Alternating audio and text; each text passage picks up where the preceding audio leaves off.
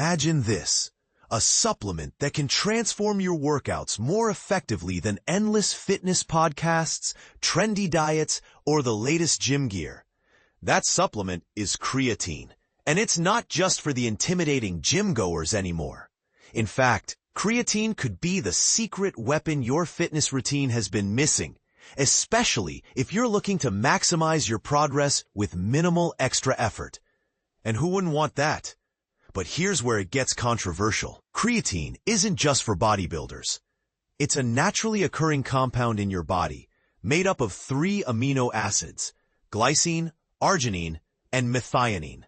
It plays a crucial role in producing ATP, which is essentially your body's primary energy source. But more on that shortly.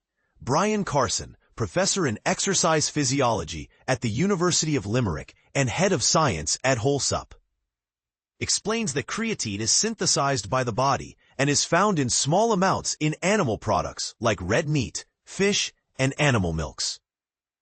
Alina Cox, the head female trainer at Club Q, adds that while the body naturally produces about 1 gram of creatine per day, supplementation can significantly boost these levels.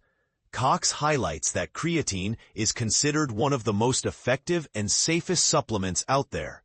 Over 30 years of research and more than 500 studies have shown that creatine supplementation increases the amount of creatine in muscles, helping to generate more energy during exercise. This boosts athletic performance in short-duration activities like weightlifting, sprinting, and similar sports. So what are the other benefits of creatine? Carson is a big fan, calling the evidence in its favor substantial. Let's dive in. You'll get fitter. A recent meta-analysis looked at multiple studies and found that taking creatine increased anaerobic power in sports like football. This means you'll be able to run further and faster, even when you're out of breath. You'll get stronger. Several studies found that creatine improves strength and muscle mass when combined with resistance training. This makes it a great addition to your workout routine if you're looking to build muscle and increase your strength. It makes you smarter.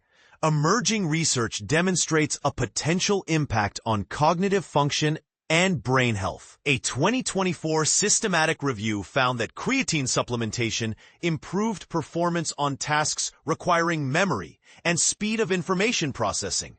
So not only will you be stronger, but you might also be smarter. You might be happier. Is there anything creatine can't do? As well as protecting body and cognition, Carson says there's evidence it can even reduce the symptoms of brain injuries, depression, and anxiety. A study titled Beyond Muscle hints at some exciting things, although further research is required. And this is the part most people miss. When it comes to taking creatine, there's no one-size-fits-all approach. If you're happy with a supplement-free life, that's perfectly fine. Cox recommends it to athletes, vegetarians, and vegans who may have trouble sourcing amino acids from food, and older adults in need of a little boost. Creatine supplementation has been found to slow the loss of muscle mass and strength as we age. For the average gym goer, Cox says creatine isn't a must, but it can be a smart add-on.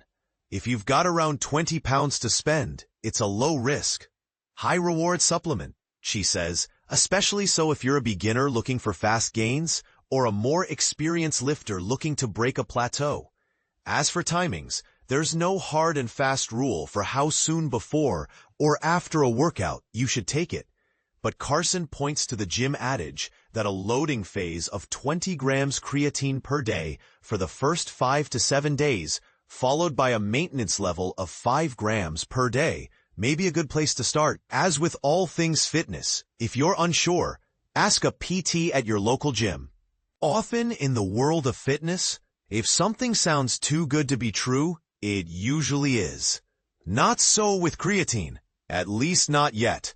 While we don't recommend overdoing it, the research suggests you can literally fill your boots with it, should you so desire.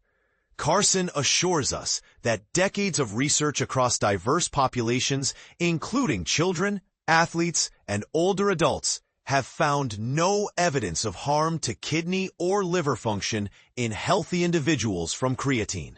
Cox adds, I know that many associate creatine with muscle-bound lads in the gym, but don't worry, it's not a steroid. The only short-term side effect is potential weight gain of 1 to 2 kilograms in the first week, mainly due to water retention. However, this usually fades after just a few days after first use. Sometimes, too much choice can be confusing. We're in the midst of a wellness boom, with a burgeoning supplement market. So you'd be forgiven for being overwhelmed about which creatine is best for you. Cox says you should focus on 2 key things. First, go with creatine monohydrate, since it's the purest form and has the most research behind it. Second, choose trusted brands that are third-party tested by organizations like Informed Sport or NSF Certified for Sports, so that you know exactly what you're getting. Cox warns that types of creatine, including HCI, ethyl ester, buffered, and nitrate, haven't actually been found to be any better than creatine monohydrate, while sups claiming to be 10 times stronger are often just marketing scams with added ingredients that are less well tested. Finally, always check the product label to see what the daily recommended dose is. If it's higher than 3 to 5 grams, there is a good chance that supplement contains more than just creatine. So what do you think? Is creatine the ultimate supplement for your fitness journey? Or are there other options you prefer?